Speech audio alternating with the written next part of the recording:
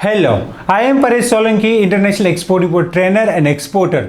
ये वीडियो में आपको बताऊंगा how to purchase goods from farmer. Yes, आप एक्सपोर्ट करना चाहते हो और गुड्स परचेज करना चाहते हो। मेनली फार्मर से हम क्या परचेज कर सकते हैं? फ्रेश फ्रूट, वेजिटेबल, पल्सीज हम फार्मर से परचेज कर सकते हैं। तो बहुत सारे लोगों का क्वेश्चन रहता है कि सर फार्मर के पास तो जीएसटी होता नहीं है, तो हम कैसे परचेज करेंगे? तो जनरली जो है फार्मर के पास जीएसटी होता भी नहीं है और उसको जरूरत भी नहीं है। तो मैं आपको यहां पे बताता हूं आप कैसे परचेज कर सकते हो। मेरा पर्सनल एक्सपीरियंस है, हमारा जो फैमिली बिजनेस है वो कॉटन का है। तो कॉटन कहां से आता है? फार्मर से आता है। रो कॉटन जो है फार्मर से हम परचेज करते हैं। तो कैसे परचेज करते हैं मैं आपको बता दूं। तो जो कोई मिल होता है, कोई फैक्ट्री होता है, वो लोग अपना ट्रक गांव में बेचते हैं, उसके साथ उसका एक कैशियर बेचते हैं या मेहताजी बोलते गुजराती में, उसका कैशियर जाता है, उसके साथ उसके मजदूर जाते हैं। फिर फार्मर के गांव में जाते हैं और उसके पास वेट करने के लिए भी मशीन होता है। तो फार्मर का जो भी प्रोडक्ट है, कॉटन हो गया, ग्राउंडनट हो गया, उसका वेट करते हैं और जो है ट्रक में भरते जाते हैं, ट्रक में भरते जाते हैं। फिर क्या करते हैं, पूरा वेट हो गया,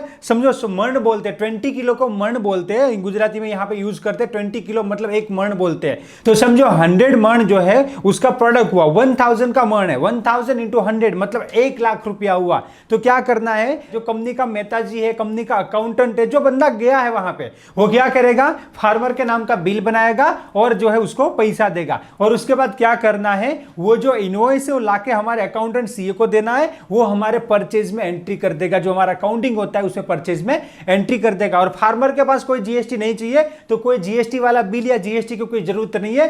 फार्मर को हमें जो है परचेज इनवॉइस देना रहता है। जैसे कि आप मैंगो परचेज करना चाहते हो कोई फार्मर से, तो आप कर सकते हो। उसमें क्या करना, मैंगो परचेज करना है, उसका बिल, परचेज का बिल आपको बनाना है। तो उसमें आपका जीएसटी नंबर लिख दो, कोई फर्क नहीं पड़ता है, कोई फर्क नहीं पड़ता है। उसका जीएसटी मतलब फार्मर का जीएसटी नंबर हमें नहीं चाहिए। आपको फार्मर से टोमेटो परचेज करना है, आपको फार्मर से चिली परचेज करना है, जी फॉर चिली परचेज करना है, आपको फार्मर से ग्रेप्स या पोमोग्रेनेट परचेज करना है। तो क्या करना है, आपको परचेज बिल जो है फार्मर को देना है। फार्मर के पास कोई बिल होता नहीं है और जीएसटी भी फार्मर के पास नहीं होता है। तो कई जो नए एक्सपोर्टर है बोले सर फार्मर के पास जीएसटी नहीं है तो बिल कैसे बनेगा? देखिए मैं आपको बता दूं, ये तो होगी फार्मर की बात। दूसरी भी बात करूं, जैसे कि हैंडीक्राफ्ट प्रोडक्ट हो गया, जो हैंडीक्राफ्ट प्रोडक्ट बनाता है उसके पास कोई जीएसटी नहीं है, तो विदाउट जीएसटी आप प्रोडक्ट परचेज कर सकते हो। विदाउट जीएसटी मतलब क्या, वो बिल तो देगा ही जिसमें जीएसटी का कोई जिक्र नहीं होगा, क्योंकि वो जीएसटी में नहीं आता है। जो छोटा मैन्युफैक्चरर है, जो हाथ से काम करता है, जिसका टर्नओवर कम है और जीएसटी के रूल के हिसाब से जिसका टर्नओवर कम है उसको जीएसटी नहीं लगता, तो विदाउट जीएसटी भी वो बिल बना सकता है, अपना पैन कार्ड लिख के भी बिल बना सकता है। मतलब how to purchase goods without GST. देखिए एलयूटी अलग बात हो गया, एलयूटी अलग बात है, जीएसटी भर के अलग बात है। ये मैं बता रहा हूं कि जिसके पास जीएसटी नहीं है, जो वेंडर, जो मैन्युफैक्चरर, जो सप्लायर, जो फार्मर जीएसटी में रजिस्टर्ड नहीं है, तो उसके पास जीएसटी नहीं है तो कोई प्रॉब्लम नहीं है। आप विदाउट जीएसटी भी गुड्स परचेज कर सकते हो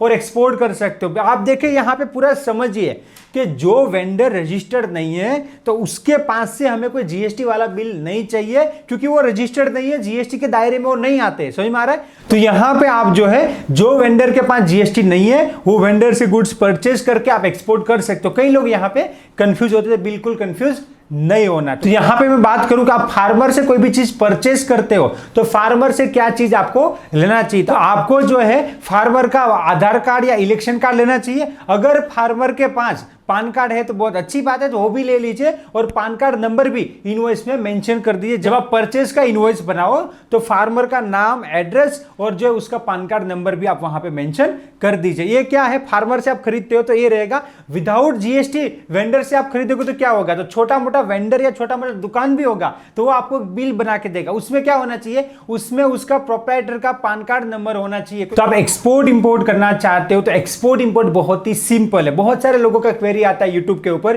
कि सर सप्लायर के पास तो जीएसटी नहीं है तो कैसे करेंगे। तो यहां पे डरने की कोई जरूरत नहीं है। आपको जो है लीगली काम करना है, आपका अकाउंटिंग आपको क्लियर रखना है। बाकी इंपोर्ट एक्सपोर्ट बिजनेस बहुत ही सिंपल है, आप इंपोर्ट एक्सपोर्ट बिजनेस कर सकते हो। और भी आपको एक्सपोर्ट इंपोर्ट रिलेटेड कोई क्वेरी है तो वीडियो के नीचे कमेंट कर सकते हो। और प्रैक्टिकल एक्सपोर्ट इंपोर्ट सीखना चाहते हो तो एवरीथिंग अबाउट एक्सपोर्ट इंपोर्ट हमारा ट्रेनिंग ज्वाइन कर सकते हो। Let's go global together. Thank you.